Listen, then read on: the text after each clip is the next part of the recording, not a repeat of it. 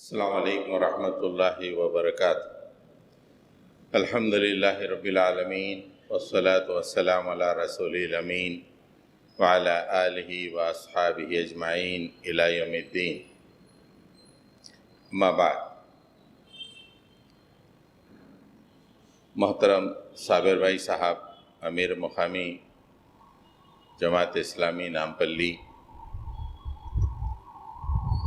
دیگر اکابرین جماعت اسلامی، شیخ عماد الدین محسن عمری، امام مسجد حاضہ اور سامعین کرام، آج جس موضوع پہ کچھ باتیں گوش گزار کرنی ہیں وہ ہے بڑھتی ہوئی فرقہ پرستی اور مسلمانوں کا رول۔ بڑھتی ہوئی فرقہ پرستی کو تھوڑا سا تبدیل کر کے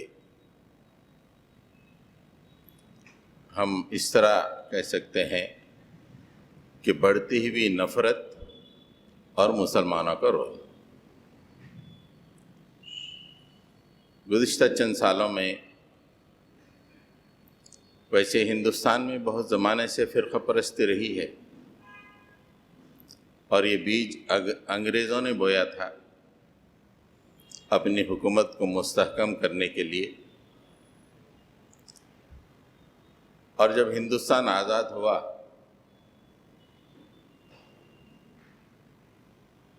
تو یہ فرقہ پرستی جاری رہی۔ اس کے بعد آزادی سے پہلے ہندوؤں کی ایک تنظیم راشٹریہ سویم سیوک سنگھ قائم ہوئی تھی، اور انہوں نے بھی ہندوستان میں ایک خاص نظریے کو لے کر کام کیا، اور ہندوستان آزاد ہونے کے بعد کچھ سیاسی حالات ایسے بدلے کہ ماحول ان کے لیے بہت سازگار ہو گیا۔ پھر راشٹریہ سویم سیوک سنگھ نے اپنی ایک پولیٹیکل پارٹی بنائی، اور وہ پولیٹیکل پارٹی مختلف مراحل سے ہوتے ہوئے گزشتہ 7 سالوں میں ہندوستان پر حکومت کر رہی ہے، اور گزشتہ 7 سال ہندوستان نے بڑی شدید نفرت دیکھی، اور اس نفرت کا تعلق صرف مسلمانوں ہی سے نہیں بلکہ ہندوؤں کے وہ طبقات جو کمتر مانے جاتے ہیں اور دوسرے طبقات کے خلاف بھی یہ فرقہ پرستی رہی، لیکن اصل ہدف تو مسلمانی رہے۔ جب کبھی بھی کسی ریاست کا یا ملک کا الیکشن آتا ہے، یہ آگ کو بہت تیز کر دیا جاتا ہے، نفرت کی آگ کو، اور اس نفرت کی آگ کو تیز کر کے اس پر اپنے فائدوں کو بھونا جاتا ہے، اور اللہ تعالیٰ نے کچھ موقع اور ڈھیل دیا ہے، اس لیے یہ حکومت پر گزشتہ 7 سال سے براجمان ہے۔ ابھی چند ریاستوں کی الیکشنز قریب ہیں، بہت اہم ریاستیں ہیں۔ اس میں ایک ریاست ہے اتر پردیش۔ اس کے الیکشن کے بارے میں ہندوستان کے ماہرین کہتے ہیں کہ یہ 2024 کا جو جنرل الیکشن ہے اس کا پری فائنل ہے، اس لیے اس الیکشن کو بڑی اہمیت دی جا رہی ہے، اور حکومت اتر پردیش کی گزشتہ 5 سالہ کارکردگی بہت ہی منفی رہی ہے۔ لوگ بہت نالا ہیں، اس کارکردگی کو پیش کر کے پھر سے حکومت حاصل نہیں کی جا سکتی، لہذا آزمودہ نسخہ اس کو پھر سے آزمایا جائے، اس لیے نفرت کی آگ کو مزید بھڑکایا جا رہا ہے۔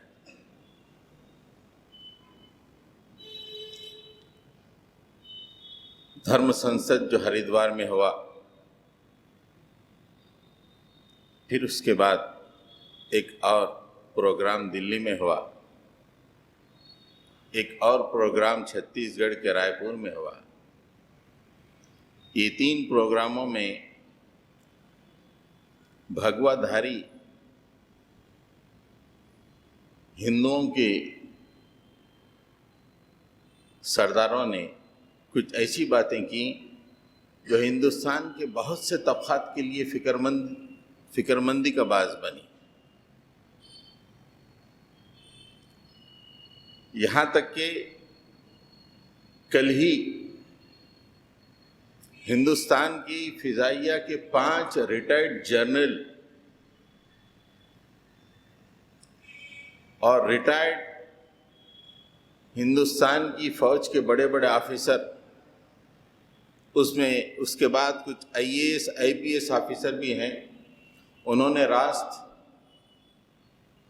صدر جمہوریہ کو اور وزیر اعظم کو خط لکھا کہ اس طرح کی جو باتیں دھرم سنسد میں ہو رہی ہیں یہ ملک کے لیے نقصان دہ ہیں اور اس طرح کے باتوں کو بند کیا جانا چاہیے۔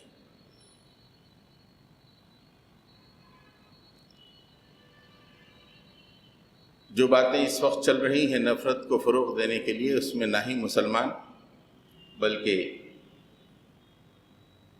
سوچنے سمجھنے والے ہندو بھائی بھی بہت متفکر اور پریشان ہیں۔ ہم چونکہ اس کو اسلام اور مسلمانوں کے اینگل سے آج اینالائز کریں گے کہ ان حالات میں جبکہ نفرت دن بدن بڑھتی جا رہی ہے اور معاشرے میں بہت تیزی سے سرایت کرتی جا رہی ہے، ان حالات میں مسلمانوں کو کیا کرنا چاہیے؟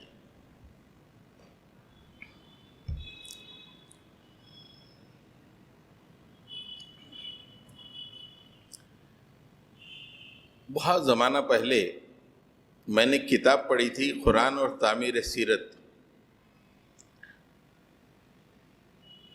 اس کتاب میں وہ ایک صوفی منش عالم کی کتاب تھی، بہت ہی عمدہ باتیں لکھی ہوئی تھیں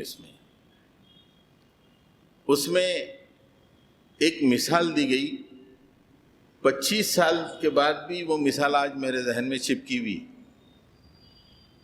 اور ان حالات کے لیے بہترین مثال ہے۔ انہوں نے لکھا تھا کہ اگر کوئی آدمی سمندر میں سفر کر رہا ہو اور اچانک طوفان میں گھر جائے تو اس طوفان کا مقابلہ موجوں کی سطح پہ رہ کے نہیں کیا جا سکتا۔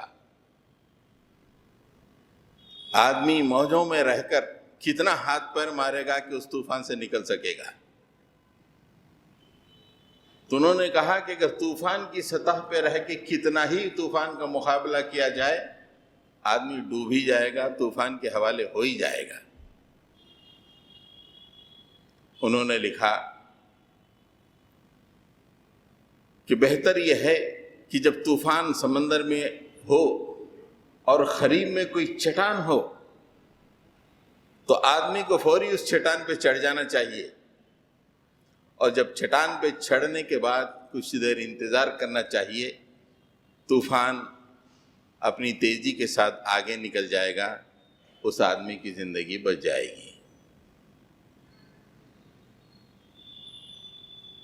انہوں نے کہا اس کو انالائز کرتے ہوئے کہ یہ طوفان مصائب مشکلات ہیں جو آدمی اور قوموں کی زندگی میں آتی ہیں، اور چٹان ایمان اور یقین کی چٹان ہے جس پر چڑھ کر قومیں اس متلاطم سمندر کا یا طوفان کا مقابلہ کر سکتی ہیں۔ اس دنیا میں رہتے ہوئے کتنے ہی ہاتھ پیر مار لیں، کتنے ہی تقریریں کر لیں، کتنے ہی دنیاوی اعتبار سے پروگرام بنائیں، کوئی حاصل نہیں ہے۔ اس چٹان پہ چڑھنا ہی پڑے گا جو ایمان اور یقین کی چٹان ہے، جس پہ چڑھنے کے بعد ہی آدمی اس طوفان کے اثرات سے بچ سکتا ہے۔ آج موجودہ زمانے میں مسلمانوں کے لیے انتہائی ضروری ہے کہ ایمان اور یقین کی چٹان پر چڑھ کر موجودہ حالات کا مقابلہ کریں۔ اس کا کوئی حل نہیں ہے، نہ اس کا کوئی سیاسی حل ہے، نہ اس کا کوئی سماجی حل ہے۔ اس کا حل صرف ایمانی ہے، ایمان اور یقین۔ اور جو لوگ ایمان و یقین کی چٹان پہ نہیں چڑھتے ہیں تنکوں کی طرح اڑ جائیں گے، کھوجیں گی بھی تو تنکے نہیں ملیں گی کہ کہاں غائب ہو گئے۔ جو لوگ ایمان و یقین کی چٹان پہ چڑھیں گے اللہ تعالیٰ ان کو بچا لے گا، اور تیز و تند ہواؤں سے اللہ تعالیٰ انہیں نکال کر لائے گا۔ حضرات گرامی، نفرت کا زہر جب گھولا جا رہا ہو، نفرت کی باتیں عام کی جا رہی ہوں، ایسے میں عام طور پہ یہ ہوتا ہے آدمی کے اندر یا تو خوف کی کیفیت پیدا ہوتی ہے یا کچھ رد عمل کی کیفیت پیدا ہوتی ہے، اور یہ دونوں کیفیات مسلمانوں کے لیے سم قاتل ہیں، زہر کی مماثل ہے۔ حالات سے خوفزدہ ہونا یا ان حالات کے مقابلے میں رد عمل فوری دکھانا،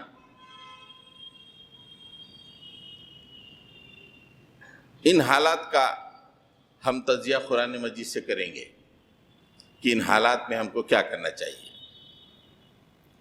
سب سے پہلے دو پہلوؤں کی طرف ہماری نگاہ ہونی چاہیے۔ ایک، اہل کفر جو یہ حرکتیں کر رہے ہیں،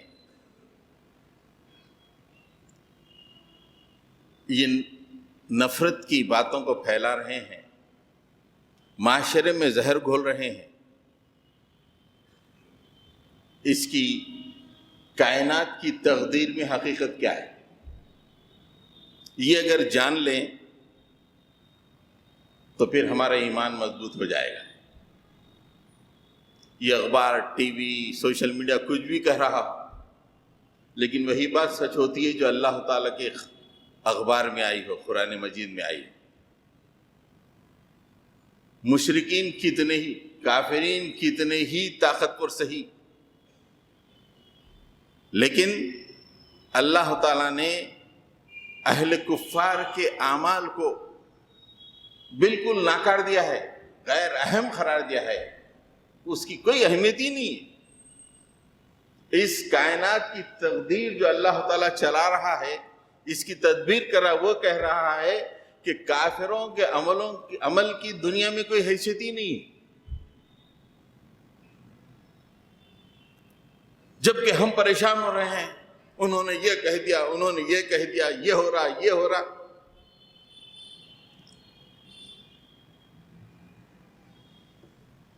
قرآن مجید میں کافروں کی حرکتوں کو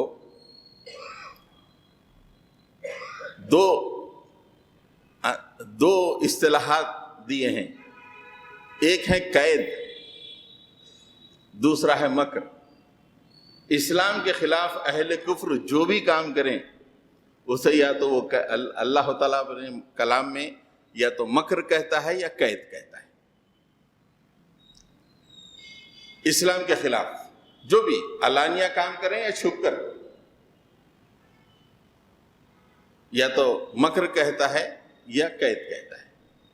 تو اب آئیے اللہ تعالیٰ کافروں کے ان اعمال کی کیا حقیقت بیان فرمایا قرآن مجید میں، جنہیں دیکھ کر سن کر ہمارا دل لرز رہا ہے۔ جو اس کی حقیقت معلوم ہو جائے کہ یہ صفر ہے، اس کی کوئی اہمیت نہیں ہے، تو ایمان کا درجہ بلند ہو جاتا ہے۔ ایمان کیوں ڈوب رہا ہے ہمارا؟ خوف کی وجہ سے۔ ارے اس نے یہ کہہ دیا، اس نے وہ کہہ دیا، ارے کیا ہوگا، بچوں کا مستقبل کیا ہوگا، ہمارا کیا ہوگا، اتنا بہترین مکان میں نے بنایا ہے، اس کا کیا ہوگا۔ یہ ہم دنیاوی عینک سے دیکھ رہے ہیں۔ ہماری نگاہیں ان تجزیوں کو پڑھتی ہیں جو دنیا کے اخبار چھاپتے ہیں اور اسی میں بہتے چلے جا رہے ہیں۔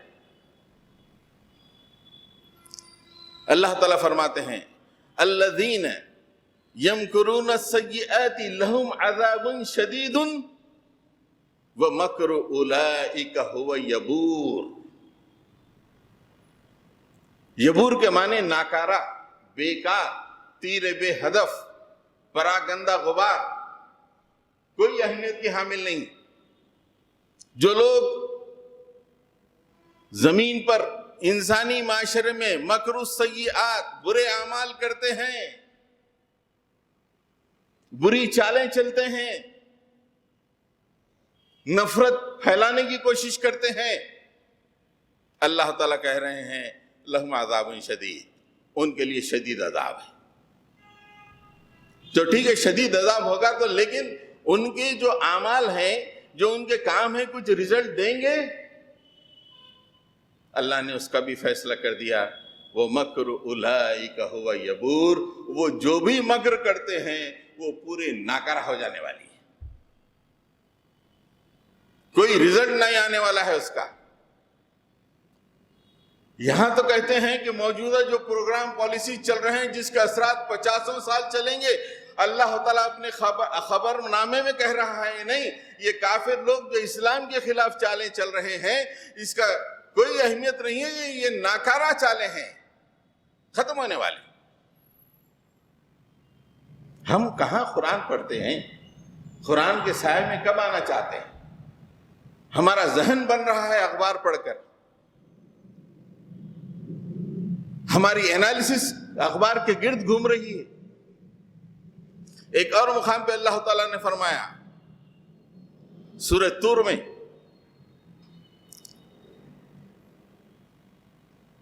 ام لہم یریدون کیدا فالذین کفروا ہم المکیدون۔ ارے یہ لوگ چالیں چل رہے ہیں، 20-25 کروڑ مسلمانوں کے خلاف چالیں چل رہے ہیں، کہ یہ لوگ چال چل رہے ہیں، جبکہ حقیقت یہ ہے کہ جو بھی وہ چالیں چل رہے ہیں مکیدون، ان کے خلاف ایک چال ہو رہی ہے۔ فالذین کفروا ہم المکیدون، مکیدون کے دو معنی نکل سکتے ہیں، ایک یہ کہ وہ جو چالیں چل رہے ہیں وہی چالیں ان کے خلاف پڑیں گی، یہ ایک معنی۔ دوسرے معنی یہ ہے کہ جو چالیں دنیا میں کر رہے ہیں اس کے خلاف اللہ تعالیٰ جو تدبیر کر رہا ہے وہ تدبیر نافذ ہوگی، وہ مکیدون ہو جائیں گے۔ کہاں گھبراہٹ، کہاں نفرت میں فکر مندی؟ باضابطہ اللہ تعالیٰ فرما رہے ہیں کہ یہ کافر ہیں، یہ قید کر رہے ہیں، یہ مکر کر رہے ہیں اسلام اور مسلمانوں کے خلاف، لیکن حقیقت یہ ہے کہ یہی خود مکر ان کے خلاف پڑنے والا ہے، یا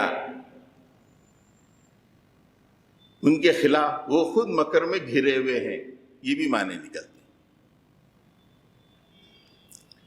اب اللہ تعالیٰ قرآن مجید میں یہ تمام باتیں کہہ دیا ہے، تو دنیا کے حالات ہمیں کیا متغیر کر سکتے ہیں، کیا پریشان کر سکتے ہیں؟ ایک مقام پہ اللہ تعالیٰ نے حضرت موسیٰ کا تذکرہ فرمایا،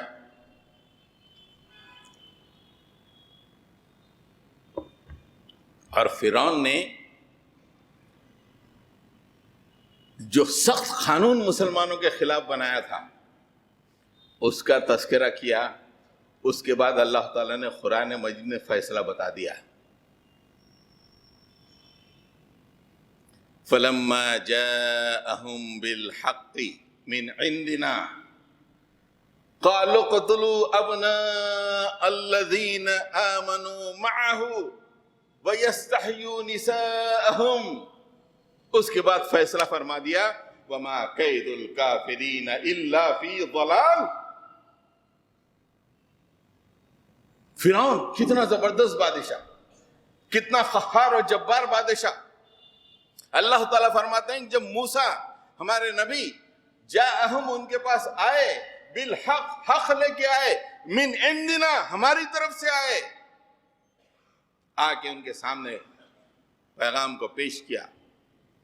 جیسا آج ہم ہندوستان میں قرآن کے پیغام کو عام کرنے کی ٹھانے ہوئے، ویسے ہی حضرت موسیٰ قرآن مجید اللہ کے پیغام کو فرعون کے سامنے پیش کیے. تو قالو، انہوں نے کیا کہا؟ اقتلوا ابناء الذین آمنوا معہ، قتل کرو موسیٰ کے ساتھ جتنے ایمان والے ہیں ان کے بچوں کو قتل کرو. وَيَسْتَحْيُوا نِسَاءَهُمْ، ان کے لڑکیوں کو زندہ چھوڑ دو. اوپر سے قانون آ رہا ہے،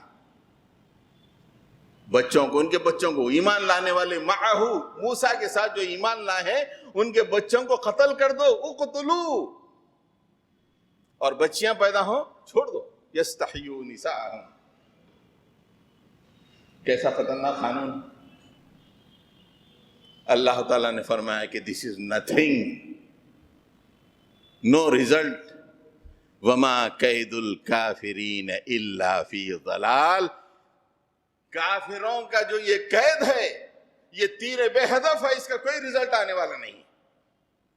ضلال کے معنی وہ تیر جو اپنے جگہ سے پلٹ جاتا ہے، جسے اردو میں تیر بے ہدف کہتے ہیں. ہدف بنا کے تیر ماریے، بازو لگ جائے، ہدف پہ نہیں لگا تو اسے کہتے ہیں تیر بے ہدف، اور عربی میں اسے کہتے ہیں کہ ضلال. فرعون نے تو قانون بنایا کہ مسلمانوں کو ختم کرنے کے لیے ان کے بچوں کو ہلاک کیا جائے اور ان کے بچوں کو زندہ چھوڑا جائے تاکہ وہ ہماری خدمت کریں. اللہ تعالیٰ کہہ رہے ہیں کہ یہ قانون تیر بے ہدف ہے. اگر آج یہ سی اے اور این آر سی بھی بناتے ہیں، تیر بے ہدف کے سوا کیا ہو سکتا ہے؟ کافر حکمراں اہل ایمان کو دبانے کے لیے، ختم کرنے کے لیے کوئی قانون بنائے. قرآن خبر دے رہا ہے وما کید الکافرین الا فی ضلال، کہ کافر جو بھی عمل کرتے ہیں وہ تیر بے ہدف ہے، وہ نشانے پہ لگنے والا نہیں. حضرات گرامی، یہ اخبار کی رپورٹیں، سوشل میڈیا کی رپورٹیں جنہیں دیکھ کر آدمی کا دل مچل رہا ہے اور انالیسس پڑھ رہے ہیں، وہ مفکر کہلا رہے ہیں، دانشور کہلا رہے ہیں، expert on India, expert on Indology, سب کے پڑھ رہے ہیں. لیکن اللہ تعالیٰ آسمان سے ہمارے لیے جو انالیسس بھیجا ہے اس کی طرف ہماری توجہ نہیں. فکر مند ہے، پریشان ہے.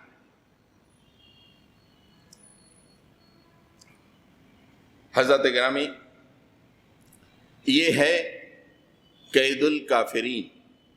ایک اور مقام پہ اللہ تعالیٰ نے واضح طور پہ فرمایا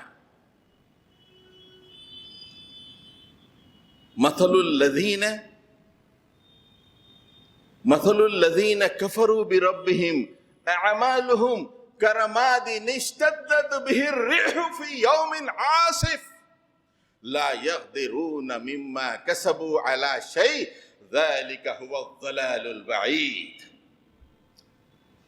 کتنے واضح آیت اللہ تعالیٰ سورہ ابراہیم میں فرمائے. مثل الذین کفروا اعمالہم، کافروں کے اعمال کی مثال کیسی ہے؟ انہوں نے اپنے رب سے کفر کیا ہے اور اس کا نتیجہ یہ ہے کہ اہل ایمان کو دبانے اور انہیں کچلنے کی کوشش کر رہے ہیں. یہ ان کے اعمال ہیں ان کی حقیقت اللہ کی نگاہ میں کیا ہے کہ یہ اعمال کیسے ہیں؟ یہ اعمال راکھ کا ڈھیر ہیں. کرمات، رماد مانے راکھ کا ڈھیر ہے. راکھ کا ڈھیر جس طرح ایک طوفانی دن کی آندھی میں اڑ کر بکھر جاتا ہے، اللہ تعالیٰ فرما رہے ہیں کہ یہ کافروں کے اعمال ہیں. یہ دھرم سنسد کریں، یہ راکھ کا ڈھیر ہے. یہ قانون بنائیں، راکھ کا ڈھیر ہے. ہم ایک دن ایسا لائیں گے کہ طوفانی ہوا چلے گی، یہ راکھ کا ڈھیر بکھر کر رہ جائے گا. اور اللہ تعالیٰ فرماتے ہیں لا یقدرون مما کسبوا علی شیء. اتنی پلاننگ، رات دن کی پلاننگ، بیٹھ کے سوچنا، لوگوں کو جمع کرنا، صدیوں کی کوششیں، ان کا کوئی حاصل نہیں ہے. لا یقدرون مما کسبوا علی شیء. کوئی چیز انہیں حاصل نہیں ہوتی، کوئی چیز حاصل نہیں ہوتی. ذالک هو الضلال البعید. یہ تو بہت دور کی گمراہی ہے. اتنی پلاننگ کریں، اتنی کوششیں کریں، اتنا مال لگائیں، ساری دنیا میں ایک ماحول پیدا کریں، اور اللہ تعالیٰ ایسے ایک دن ہوا لا دے گا کہ پورے اعمال بکھر جائیں گے راکھ کی ڈھیر کی طرح. اس سے زیادہ نقصان یا اس سے زیادہ ضلالت اور کیا ہو سکتی ہے؟ واضح طور پہ اللہ تعالیٰ کافروں کے اعمال کے انالیسس کر رہے ہیں. مطلب یہ ہے کہ مسلمانوں ڈرو نہیں. آج کوئی یہاں پہ حکومت ہو تو ہم عرش چھوڑ کے اتر نہیں گئے ہیں، نعوذ باللہ. ہم وہی اللہ ہیں جو پہلے بھی حکومتیں چلاتے تھے، آج بھی ہم وہی، آج بھی ہم حکومتیں چلا رہے ہیں. ہماری نگاہ لگی ہوئی ہے کافروں پر. کافر جو بھی اعمال کر رہے ہیں ان سے فکر مند نہ ہو، وہ ضلال ہیں، وہ راکھ کے ڈھیر ہیں. تم دنیا کے معاملوں میں آ کر، دنیا کی نگاہ سے آ کے اپنے آپ کو پریشان نہ کرو، اپنے آپ کو فکر مند نہ کرو.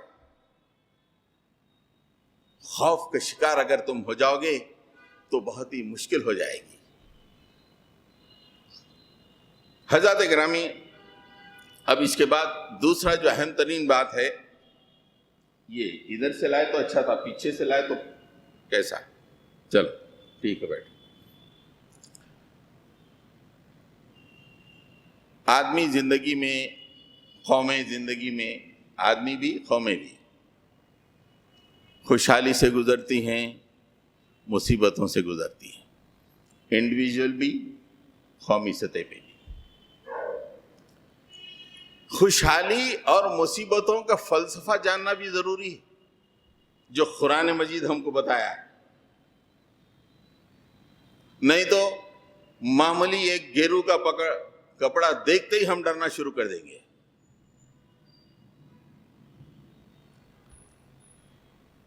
مسلمانوں کی تاریخ میں ایک ایسا دور بھی آیا، تاتاری جب عراق پہ حملہ کرے، ہماری جو حالت تھی مسلمان ہم جیسے ہیں، عراق میں بھی اس وقت وہ حالت تھی. قرآن حدیث سے کچھ نہیں، بس شادیاں، مزے، لطف، مگن. مسلمانوں کی تاتاری حملہ کرے، اینٹ سے اینٹ بجا دیے، ایک دن میں لاکھوں مسلمانوں کا قتل عام کر دیے، اور عراق پہ اپنی حکومت قائم ہو گئی. چونکہ مسلمان قرآن سے دور تھے، اللہ کی انالیسس کو جانتے نہیں تھے، گھبرائے ہوئے تھے. نتیجہ یہ ہوا کہ تاریخ کی کتابوں میں یہ واقعات ملتے ہیں. مسلمان اتنے بدحواس ہو گئے تھے تاتاریوں سے کہ ایک مسلمان کو ایک تاتاری بچہ بازار میں ملتا اور کہتا کہ بیٹا میرے پاس اس وقت چھری نہیں تجھے ختم کرنے کے لیے، میں گھر جا کے چھری لاؤں گا، تو یہاں سے ہلنا نہیں، یہاں سے ہلنا نہیں. مورخین لکھتے ہیں کہ وہ آدمی مسلمان ساکت ٹھہرا رہتا، تاتاری بچہ گھر جاتا اور چھری لاتا، اسے ختم کرتا. اتنی ہمت بھی نہ ہوتی کہ جگہ سے بھاگ جائے. یہ خوف کے نفسیات ہوتے ہیں. جب کوئی قوم محکوم ہو جاتی ہے اور کوئی قوم حکومت کرتی ہے اور وہ محکوم قوم اللہ سے دور ہو جاتی ہے، اللہ کے کلام سے دور ہو جاتی ہے، تو ایسے حالات پیدا ہوتے ہیں کہ چھوٹا بچہ چیلنج کرتا کہتا ہے کہ ہلنا نہیں ہلے گا۔ ہمیں یہ ڈر ہے کہ آج ہم مسلمان بھی قرآن سے دور ہیں، دنیا میں مست مگن ہیں، کہیں وہی حالات ریپیٹ نہ ہو جائیں کہ لوگ کہیں کہ میرے پاس اوزار نہیں ہے، ٹھہر یہاں سے ہلنا نہیں۔ ہمیں قرآن کے دائرے میں آنے کی ضرورت ہے، قرآن کے سائے میں آنے کی ضرورت ہے، ایمان کو اس منزل میں پہنچانے کی ضرورت ہے جس پہ پہنچ کر بڑے بڑے طوفانوں کا مقابلہ کیا جاتا ہے، اور قرآن میں وہی مقابلے کا تذکرہ کئی صفحات پہ آپ کو ملے گا۔ مصیبتوں اور راحتوں کا جو فلسفہ اللہ تعالیٰ نے قرآن مجید میں بیان فرمایا ہے، بڑا عجیب فلسفہ اللہ تعالیٰ بیان فرماتے ہیں۔ اللہ تعالیٰ فرماتے ہیں کہ دنیا میں کسی کی طاقت ہی نہیں کہ کسی کو نقصان پہنچائے یا کسی کو فائدہ پہنچائے۔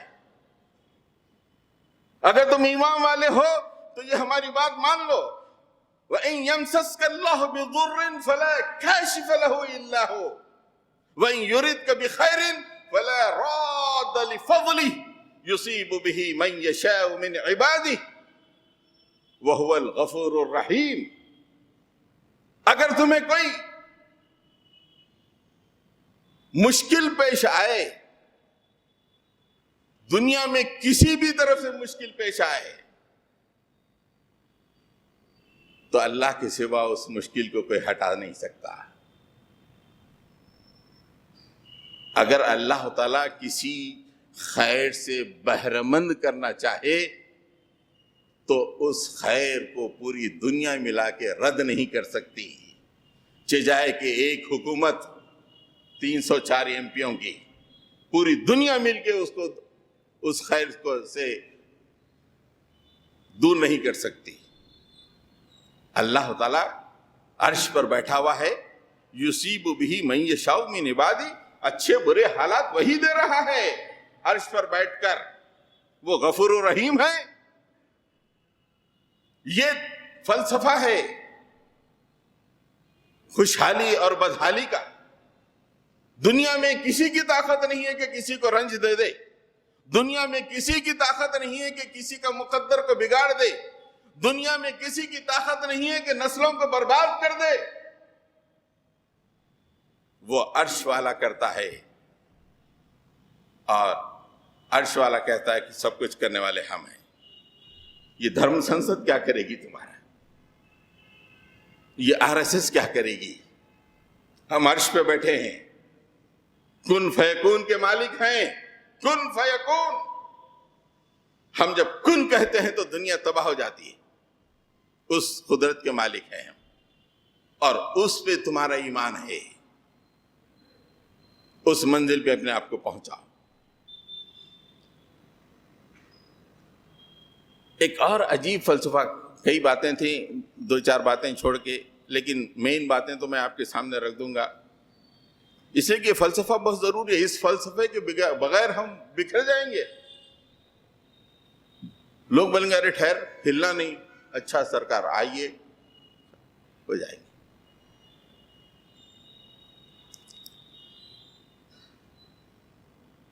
اب یہ دھرم سنسد ہوئی، یا 7 سال سے ہندوستان میں حکومت ہے، یہ ان کی کوششوں کا نتیجہ ہے؟ قرآن کیا کہتا ہے؟ ان کی کوششیں ہیں۔ اللہ تعالیٰ سورہ حدید میں فرماتے ہیں ما اصاب من مصیبت فی الارض ولا فی انفسکم الا فی کتاب من قبل ان نبرأها ان علی ذلک کیا ہے؟ ان ذلک علی اللہ یسیر، ان ذلک علی اللہ یسیر۔ اللہ تعالیٰ فرماتے ہیں کہ زمین میں کوئی بھی مصیبت کسی بھی شکل کی ہو، یا تمہاری اپنی جانوں میں آنے سے بہت پہلے ہم ایک کتاب میں وہ بات کو درج کیے ہوئے ہوتے ہیں۔ جو بات ہمارے پاس کتاب میں درج ہوتی ہے وہی دنیا میں ظاہر ہوتی ہے۔ تم اطمینان سے رہو، یہ جو حالات ہیں ہم درج کیے ہوئے ہیں، یہ لوگوں کی کوششوں کا نتیجہ نہیں ہے، یہ حالات وقوع پذیر ہونے سے بہت پہلے، الا فی کتاب من قبل ان نبرہا، وہ حالات وقوع پذیر ہونے سے بہت پہلے ہم اپنی کتاب میں ان کو درج کیے ہوئے ہیں۔ یہ فلسفہ ہے مصیبتوں کا، راحتوں کا فلسفہ یہ ہے۔ اہل ایمان کو کون سے حالات پریشان کر سکتے ہیں؟ وہ تو اللہ سے جڑے ہوئے ہیں۔ ارے موجودہ حالات جو آئے ہیں یہ اللہ تعالیٰ کی دین ہے۔ یہ حالات آج سے بہت پہلے اللہ تعالیٰ نے اپنے پاس کتاب میں لکھ دیے ہیں، ہم ان حالات کو دیکھ رہے ہیں۔ اللہ تعالیٰ کے لیے ایسا کرنا مشکل نہیں ہے۔ ان ذالک علی اللہ یسیر، یہ اللہ کے لیے بہت آسان ہے۔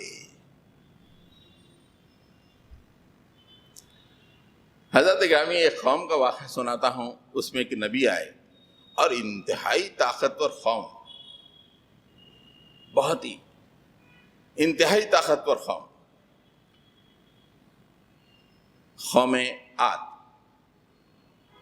جس کے بارے میں اللہ تعالیٰ قرآن مجید میں فرماتے ہیں التی لم یخلق مثلها فی البلاد، اس طرح کی قوم ہم زمین پہ پیدا نہیں کی۔ اتنی طاقتور قوم میں اللہ تعالیٰ نے اپنے ایک نبی حضرت ہود کو بھیجا۔ حضرت ہود کے ساتھ 10 15 20 تھوڑے سے انگلیوں پہ گنے جانے والے لوگ مسلمان ہوئے۔ وہ ایک دن قوم کے سامنے ٹھہر کے قوم کو چیلنج کر دیے، ایسی خطرناک قوم کو چیلنج کر رہے ہیں۔ اس میں خیر و شر کا فلسفہ موجود ہے۔ اس فلسفے کو ماننے والا آدمی کسی کے بھی سامنے ٹھہر کر چیلنج کر سکتا ہے۔ ایک دن حضرت ہود نے اپنی قوم کے سامنے ٹھہر کے کہا، قال اشہد اللہ واشہدوا، تم بھی، میں اللہ کو گواہ بناتا ہوں اور تم بھی گواہ رہو، انی بریء مما تشرکون من دونی، میں اعلان برات کرتا ہوں کہ تم جو جن کی پوجا اور پرستش کرتے ہو اللہ کو چھوڑ کے، میں ان سے اعلان برات کرتا ہوں۔ اس کے بعد انہوں نے چیلنج کیا، بناؤ دھرم سنسد، فکیدونی جمیعا، پورے کے پورے مل کے میرے خلاف قید کرو، میرے خلاف پروگرام بناؤ۔ اور اس کے بعد انہوں نے کہا ثم لا تنظرون، اور مجھے مہلت بھی مت دو۔ ارے کس بلندی پہ ایک شخص تنہا پوری قوم کے سامنے، قوی ہیکل قوم کے سامنے ٹھہر کے کہہ رہا ہے فکیدونی، قید کرو، پروگرام بناؤ، سازشیں کرو میرے خلاف۔ اور اس کے بعد یہ بھی ثم لا تنظرون، مجھے مہلت بھی مت دو، مجھے مہلت بھی مت دو،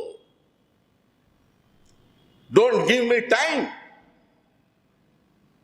آج خالی ہریدوار سے آ رہے تو دل لہرا رہا، کیا ہوں گا بھائی، بچے ذرا امریکہ کا ویزا لگا لے بیٹا، حالات بہت مشکل ہو رہے ہیں۔ یہ ہو رہا ہے یا نہیں؟ قوی ہیکل قوم کے سامنے نبی ٹھہر کے چیلنج کر رہا ہے۔ اسی لیے اہل ایمان ہے دنیا میں، یہ کھا پی کے، شادی خانوں کے بلاں پہ کر کے، دوا خانوں کے بلاں پہ کر کے دنیا سے رخصت ہونے کے لیے نہیں آئے ہیں۔ باطل کے سامنے ٹھہر کے اسے چیلنج کرنے کے لیے اہل ایمان کو اللہ نے دنیا میں رکھا ہے۔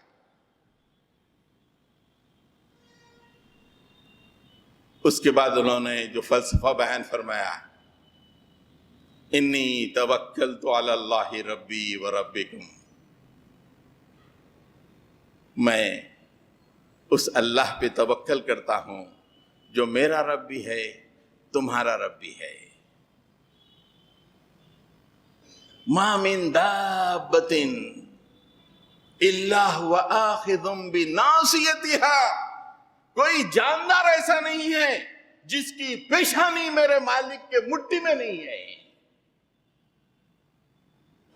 کتنا ہی بڑا حکمران کیوں نہ ہو، کتنا ہی بڑا آدمی کیوں نہ ہو، اس کی پیشانی، اس کا جٹو، اگر ہم ہندوستان کے پارلانس میں کہیں اس کا جٹو اللہ کے ہاتھ میں مٹھی میں ہوتا ہے. جٹو پکڑ کے ایسا کر دو کرے گا. یہ حضرت ہود علیہ السلام چیلنج کر کے کہہ رہے ہیں میں اس رب پہ توکل کرتا ہوں جو میرا رب بھی ہے جو اور تمہارا رب بھی ہے. اور میرا رب کون سا ہے؟ کوئی معمولی آدمی ہے؟ ہر جاندار جس کی سانسیں چلتی ہیں، جس کا دل دھڑکتا ہے، اس کی پیشانی اس کی مٹھی میں ہے. ان ربی اعلی صراط مستقیم، میرا رب تو سیدھے راستے پہ ہے، یعنی سیدھا راستہ چلنے والوں کی تائید کرنے والا ہے. یہ فلسفہ قرآن مجید سے نکل کے آ رہا ہے کہ ہمارا رب دنیا والوں کے سامنے نعوذ باللہ مفلوج نہیں ہے. ہر جاندار کی پیشانی اس کے ہاتھ میں ہے، اور جتنی بھی مصیبتیں آتی ہیں اس کی مرضی سے آتی ہیں، اس کی اذن سے آتی ہیں. ما اصاب من مصیبت الا باذن اللہ، دنیا میں جو بھی مصیبت آتی ہے وہ اللہ ہی کے حکم سے آتی ہے. دھرم سنسد ہوئی اللہ کے حکم سے ہوئی، حکومت بنی اللہ کے حکم سے بنی. یہ اہل ایمان کا فلسفہ ہے، شر و خیر کا، اچھے اور برے حالات کا فلسفہ ہے. اس فلسفے کے سے چمٹ کر اہل ایمان دنیا میں زندگی گزارتے ہیں.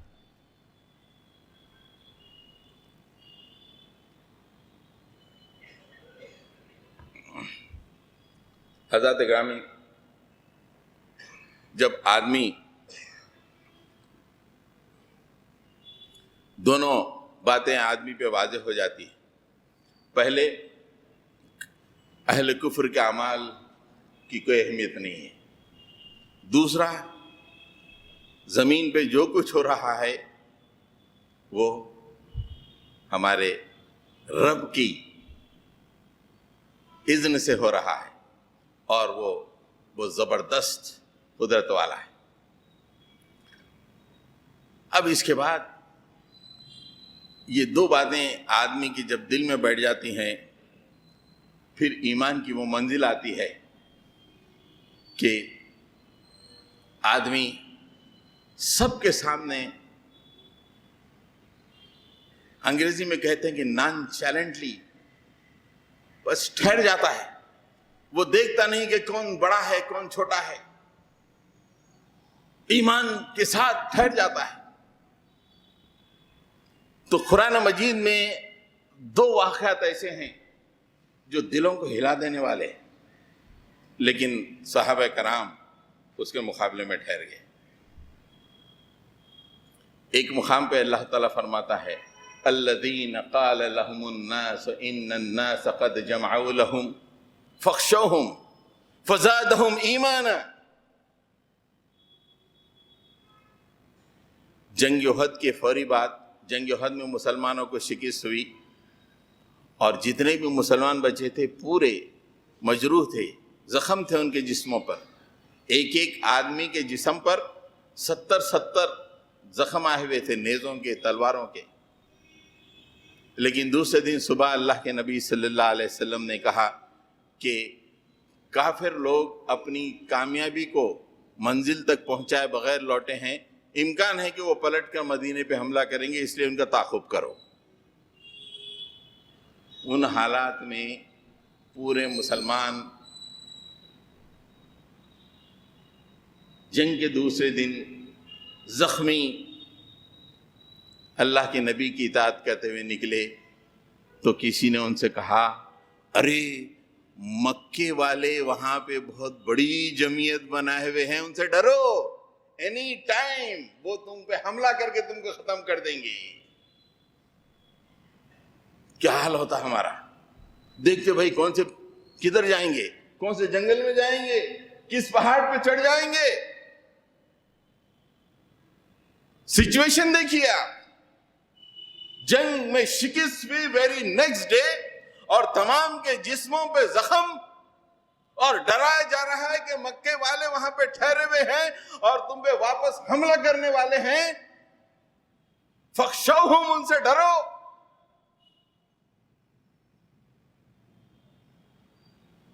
انہوں نے کہا، اللہ تعالیٰ ان کے بارے میں کہتا ہے کہ فزادہم ایمانا، اس خبر نے ان کے ایمان میں اضافہ کر دیا۔ قالوا حسبنا اللہ ونعم الوکیل، ارے تم ہم کو کیا ڈراتے ہو دھرم سنسد سے، اللہ ہمارا نعم الوکیل، بہترین کارساز ہے، ہمارا بہترین مولا اور دوست ہے۔ یہ ہے ایمان کی وہ منزل جہاں پہ پہنچ کر آدمی مقابلہ کرتا ہے حالات کا۔ اگر اس چٹان پہ نہیں پہنچا جائے تو بکھر جائیں گے۔ ایمان کی اس منزل میں، اس چٹان پہ ہم میں سے ہر ایک کو چڑھنا پڑے گا، اور جو ہی مشکل حالات کی خبر ملتی ہے تو ہمارا بھی یہی حال ہونا چاہیے، فزادہم ایمانا حسبنا اللہ ونعم الوکیل، ہمارا ایمان بڑھ جانا چاہیے اور ہم اللہ پہ بھروسہ کرنا چاہیے، کہنا چاہیے کہ واہ ہمارا مولا بہترین مولا ہے اور بہترین کارساز ہے۔ حضرت گرامی، ایک اور موقع ہے انتہائی خطرناک، یہ موقع ہم ویژولائز بھی نہیں کر سکتے ہیں، اس لیے کہ ہمارے پاس ہر ایک کے پاس دو دو تین تین رخے بہترین شادی خانوں کے تو پڑے ہوئے ہوں گے نا، ہے یا نہیں؟ ہم میں سے کوئی گزشتہ ایک مہینے میں بھوکا سویا جیسے صحابہ سویا کرتے تھے؟ ہم میں سے تو کئی وہ ہیں جو بریانی نہیں ملی تو تلملا جاتے ہیں۔ یہ ہمارا وے آف لائف بن چکا ہے۔ سمندر میں موجوں میں بس مار رہے ہیں حالات کا مقابلہ کرنے کے لیے۔ یہ حالات جو اللہ تعالیٰ یہاں پہ پیش کر رہا ہے، وہ حالات دیکھیے کہ اللہ تعالیٰ خود کہتا ہے کہ مسلمانوں کے دل حلق میں، کلیجے حلق کو آگ پہنچ گئے، مدینے کو ہر طرف سے ظالموں نے گھیر لیا، اور اللہ کے نبی نے مدینے کے اطراف خندق کھود کر مدینے کا حصار بنایا، اور اس زمانے کی طاقتور فوج 12,000 فوج مدینے کی چھوٹی سی بستی کو انہوں نے گھیر لیا۔ کیسے مشکل حالات تھے، عورتیں ہیں، بچے ہیں، ادھر یہودیوں کی بستیاں ہیں، مارے آستین ہیں، ان تمام کے باوجود اہل ایمان ٹھہرے ہوئے، 12,000 فوج، اینی ٹائم وہ داخل ہو کے مدینے کے اینٹ سے اینٹ بجا سکتے۔ آج تو ایک سادھوی نے کہا کہ 20 لاکھ مسلمانوں کو، ہندوستان میں 20 لاکھ مسلمانوں کو مارے تو کیا فرق پڑتا، 25 کروڑ میں 20 لاکھ گئے تو کیا ہے، پرسنٹیج کیا ہے؟ وہاں پر پوری مدینے کی آبادی ہارڈلی 2,500-3 ہزار، اور 12,000 فوج پورے مدینے کو نیست نابود کرنے کے لیے آئی ہوئی ہے۔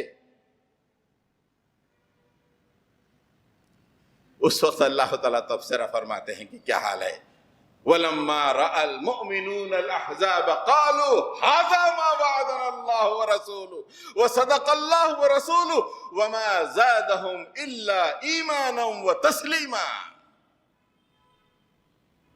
جب اہل ایمان نے، ایمان لانے والوں نے جب ٹڈی دل فوج کو دیکھا، انہوں نے کہا ارے واٹ از دیٹ، کوئی خاص بات نہیں، اس کا تو ہمارے اللہ اور اس کے رسول نے وعدہ کیا تھا بھائی، اس میں بے چینی کی، پریشانی کی، فکر مندی کی کیا بات ہے؟ اچانک کوئی بات جو کہ ہمارے تصور میں نہیں ہے، جو ہم سے نہیں کہی گئی، وہ سامنے آ گئی تو پریشانی کی بات ہے۔ اس کے بارے میں تو اللہ اس کے رسول نے کہا کہ یہ راستہ سنگلاخ راستوں سے، زنگراق وادیوں سے گزرتا ہے، خاردار راستوں سے یہ راستہ گزرتا ہے۔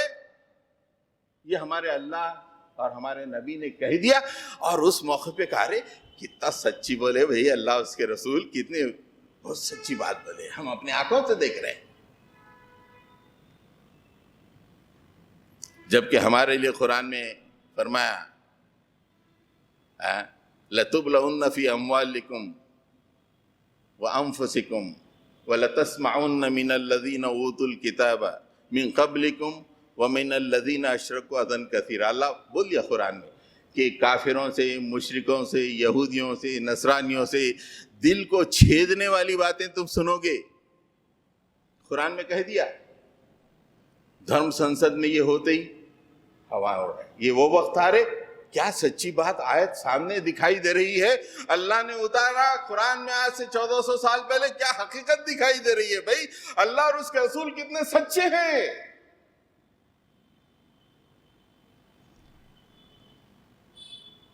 اللہ تعالیٰ فرماتے ہیں کہ یہ جو کیفیات ہیں، یہ حالات دیکھ کر ان کے ایمان اور تسلیمات میں اضافہ ہوا ہے۔ خوف نہیں ہوا، رنج نہیں ہوا، پریشانی نہیں ہوئی، اسکیپ روٹ نہیں ڈھونڈے۔ وَمَا زَادَهُمْ إِلَّا إِيمَانًا وَتَسْلِيمًا، ان کے ایمان اور تسلیمات میں اضافے کے سوا کچھ نہیں ہوا۔ حضرت گرامی، ایمان کی اس منزل پہ پہنچ کے ہی، اور ہماری پوری تاریخ ایمان کی اس منزل ہی میں کامیابی کی ہے۔ ایمان کی اس منزل سے اترے، سقوط بغداد ہوا۔ ایمان کی اس منزل سے اترے، سقوط دہلی ہوا۔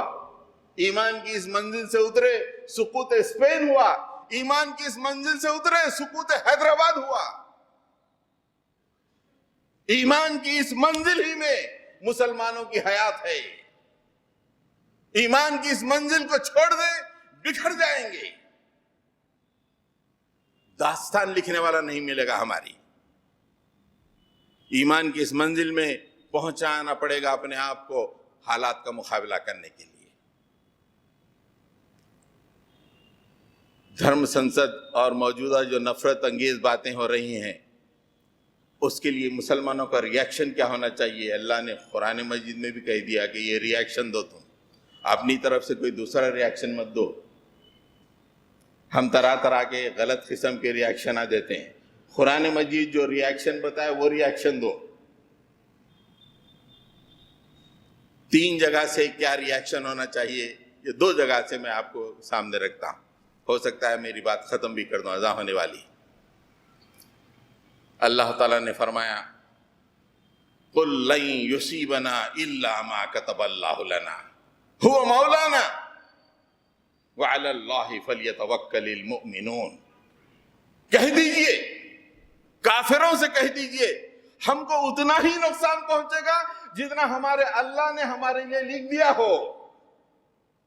تم دھم سمسد میں کچھ بھی تقریریں کر لو، تم کتنے ہی پروگرام بنا لو، تم ہماری آبادی کو ختم کرنے کی جو چاہے پروگرام بنا لو، لن یصیبنا الا ما کتب اللہ لنا، اللہ نے جتنا ہمارے لیے لکھ دیا ہے اس سے 1 رتی نہ زیادہ نہ کم، بس یہ ہمارا جواب ہے تمہارے لیے۔ 3 دن کی دھرم سنسد کے خلاف 1 آیت ہمارا جواب۔ وَعَلَى اللَّهِ فَلْيَتَوَكَّلِ الْمُؤْمِنُونَ، اللہ ہی پر مومن لوگ توکل کرتے ہیں۔ توکل کی اس منزل میں اپنے آپ کو پہنچانا پڑے گا۔ مکے میں اللہ کے نبی تھے،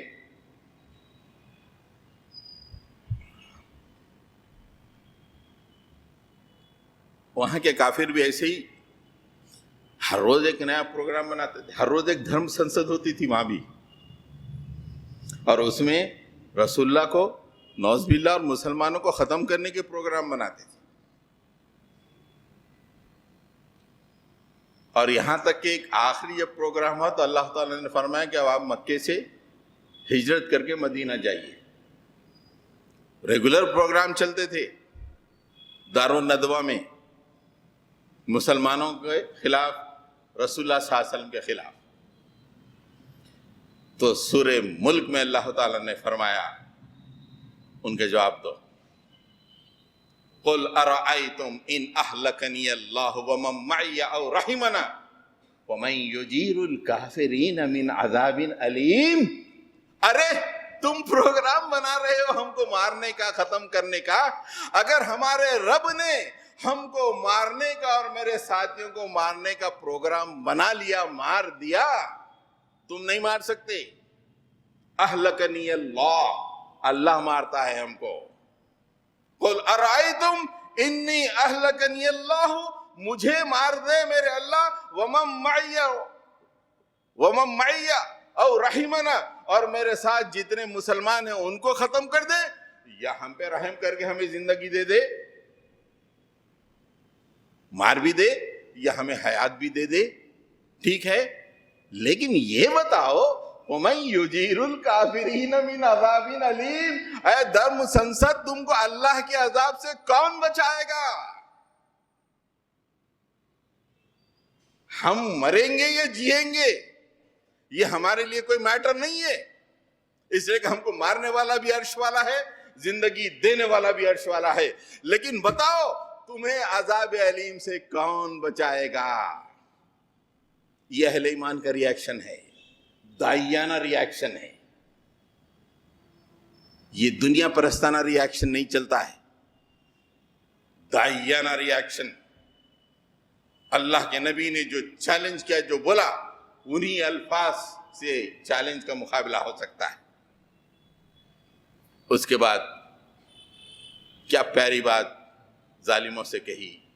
قل هو الرحمن آمنا به وعلیہ توکلنا فستعلمون من هو فی ضلال مبین. ارے وہ رحمان ہے، عرش والا ہمارا رحمان ہے، بندوں پہ رحم کرنے والا ہے، ہم تو اس پہ ایمان لانے والے ہیں. وہ عام بندوں پہ رحم کرتا ہے، ہم تو اس پہ ایمان لانے والے ہیں. ہم اس پہ ایمان لائے ہیں اور اسی پہ بھروسہ کرنے والے ہیں. قل هو الرحمن آمنا به وعلیہ توکلنا، اسی پہ ہمارا مکمل توکل اور بھروسہ ہے. اور اس کے بعد کہا گیا فستعلمون، ان قریب تمہیں معلوم ہو جائے گا، من هو فی ضلال مبین، ہم میں اور تم میں کون گمراہ ہے، یہ فیصلہ ہو جائے گا.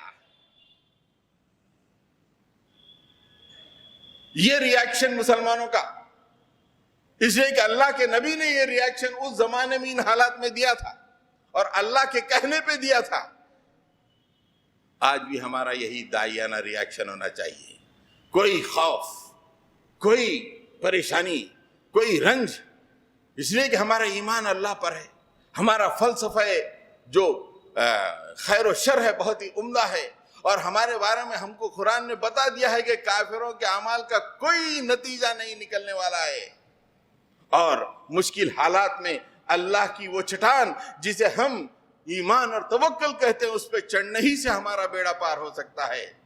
اور صحابہ نے کر کے بتا دیا کہ کس طرح ان کا بیڑا پار ہوا، اور اللہ کے نبی نے ان حالات میں جو ریاکشن دیا لوگوں کو، وہی ریاکشن ہم کو آج دینا ہے. حضرات گرامی، اس کے بعد ایک چھوٹا سا معاملہ یہ تھا کہ یہ ہوا، لیکن ہم کو کرنا کیا ہے؟ ہم کو کرنا کیا ہے؟ 1-2 منٹ میں آپ کو بتا دیتا ہوں. دنیا اسی کا احترام کرتی ہے، دنیا کا کوئی بھی علاقہ جو دنیا کے لیے فائدہ مند ہوتا ہے. جو دنیا کے لیے فائدہ مند نہیں ہوتا اس کا کوئی وزن نہیں ہے. قرآن مجید خود کہتا ہے فَأَمَّا الزَّبَدُ فَيَذْهَبُ جُفَاءً وَأَمَّا مَا يَنْفَعُ النَّاسَ فَيَمْكُثُ فِي الْأَرْضِ. جو جھاگ ہوتا ہے وہ ہوا میں اڑ جاتا ہے. رات میں جاگ رہے ہیں، واٹس ایپ پہ زندگی گزر رہی ہے، مندیاں کھا رہے ہیں، ہوٹلوں میں 2-2 3-3 بجے تک جھاگ اڑ جائے گا، اس لیے کہ لوگوں کا کوئی فائدہ نہیں ہے زندگی سے، کسی کو فائدہ نہیں پہنچا، صرف پیٹ، دوستی، تلذذ پوری زندگی گزر رہی، پوری زندگی نیچک کو نچوڑے، انسانیت کا کوئی بھلا نہیں ہے۔ یہ وہ غبار خاطر غبار ہے جو اللہ تعالیٰ فرماتے ہیں یہ جھاگ کی طرح اڑ جائے گا، اور جو انسانوں کے لیے فائدہ مند ہوتا ہے وہ زمین میں ٹک جاتا ہے۔ انسانوں کے لیے فائدہ مند بنا کے اللہ تعالیٰ نے اہل ایمان کو دنیا میں رکھا، کنتم خیر امت اخرجت للناس، تم بہترین امت ہو جو انسانوں کے لیے برپا کی گئی ہو، تمہارا کام دنیا میں نیکیوں کو پھیلانا ہے، انسانیت کو دوزخ سے بچا کے جنت میں لے جانا ہے، یہ عظیم الشان کام تم کو انجام دینا ہے۔ اگر یہ تم نہیں کرو گے تو دنیا میں تمہاری حیثیت جھاگ بن جائے گی۔ اس کے لیے بہترین اخلاق چاہیے، بہترین کردار چاہیے، بہترین تعلیم چاہیے، ہر چیز میں مسلمان بہت ہی ٹاپ لیول کے ہو جائیں تو دنیا ان کا لوہا مانے گی، نہ ہی دنیا لوہا مانے گی بلکہ ان کی فکر کے قریب آئے گی، ان کی فکر کو جانچے گی، قرآن کے سائے میں آئے گی، اور اسلام کا، مسلمانوں کا بول بالا ہو جائے گا۔ وآخر دعوانا ان الحمد للہ رب العالمین۔